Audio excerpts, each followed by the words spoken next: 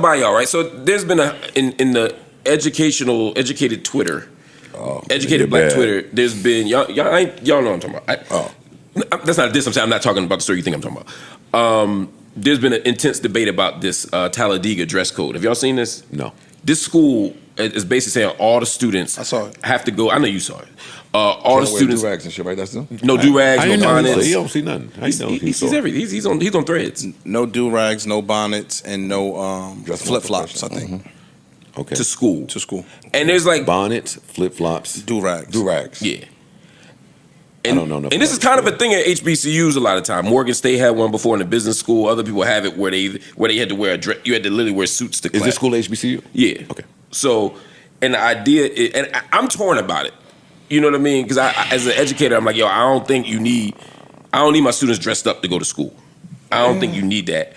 But I also feel like going to school, there is value to it. To get preparing people for a world. And I feel like sometimes every time we tell black kids to dress up, there's a bunch of people who got good jobs and good money telling people that it's a bad idea and that we're just doing it to please white people.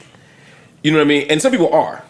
And I hear that. Yeah, it's not always true. But it's not always true. And so I struggle with, like, black folk have dignity and professionalism without white people. You know what I mean? But I also don't want to worship a dress code and believe that you can dress your way out of poverty, dress your way out of racism, dress your way out of all that other shit. So it's a complicated argument. I know y'all people say I take both sides on it. If I had to take a position, I would say I'm against dress codes in school. I am too. But I understand. I don't want to demonize people who do it. So I was just like, how do y'all feel about dress codes in school, either for the kids or and this is college. Oh, it goes farther, actually. I'm torn. I'm torn because you could live on college campuses and have an 8 o'clock class and you've been studying till 2 a.m. and the last thing on your mind is what the fuck I got on. So you could throw on some sweatpants and a fucking whatever and haul ass across campus to be there on time. So But you know they're gonna say that's when you gotta go to work at 9 a.m. You gotta get dressed. Shit, we gotta be to work. No, that's not true because when typical person that works a 9 to 5, they not up at 2 a.m. with a strenuous 18 credit schedule where they busting their ass to study. That's not always the case, right? So I think that What about the? I see both sides. I think that and this is the whole thing behind corporate sometimes, or dress codes in clubs.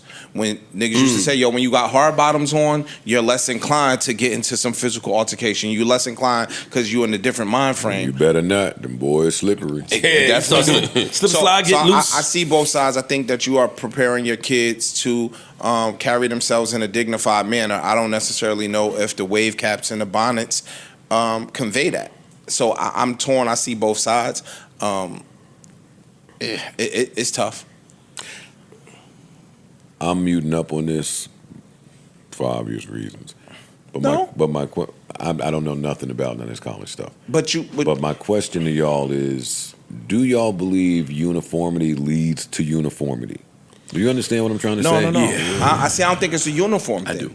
Because it's not a uniform. They just saying... Your answer is yes, you do believe that. Yeah.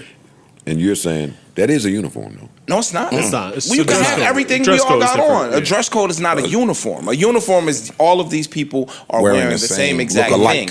Right? Mm-hmm. So the uniformity thing kind of takes away your individualism. So I don't necessarily stand in that, but I do understand. It's like when you go to the military cuts your hair and you do all of that shit because I want y'all to operate as one. I don't want you to still hold on to who you are because now we teach you how to perform in a unit or a collective. I think that a dress code is not uniformity, so I don't think it applies. Okay.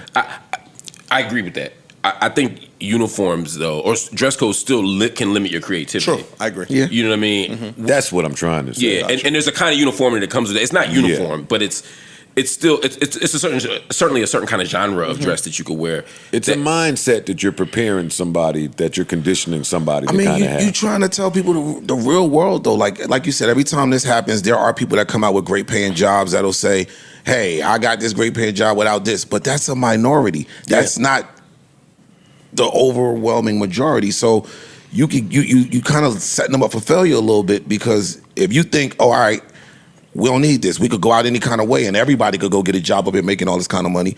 Well, no, everybody can't. It's going to be a little bit harder. Whereas there are companies that you'll make decent money at, but they'll have a dress code. Yeah. And you don't want to tell a kid, fuck all that. You could do whatever you want to do, and you're guaranteed to succeed. You kind of selling a false image there. Yeah. You're giving them false hope.